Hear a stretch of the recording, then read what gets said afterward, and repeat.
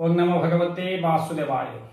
उच्च रक्तचाप जो व्यक्ति मान पाखरे उच्च रक्तचाप जनित रोग अच्छी औषध खाइबा संगे संगे यदि आपण यही उपाय अवलंबन करुँचे उच्च रक्तचाप जनित रोग निश्चय फलप्रद हेबे। प्रत्येक दिन सकाळे औषध खाइबा समय जदि 21 थर ओम मंगल ग्रहाय नम जप करी से रोगी औषध खाए 3 मास भितरे उच्च रक्तचाप जनित रोग निश्चय धीरे धीरे भल हेबो।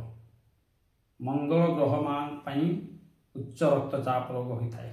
तेणु मंगल ग्रह को शांति कले ओम मंगल महाग्रहाय नम यदि जप करती निश्चय फलप्रद हेबे।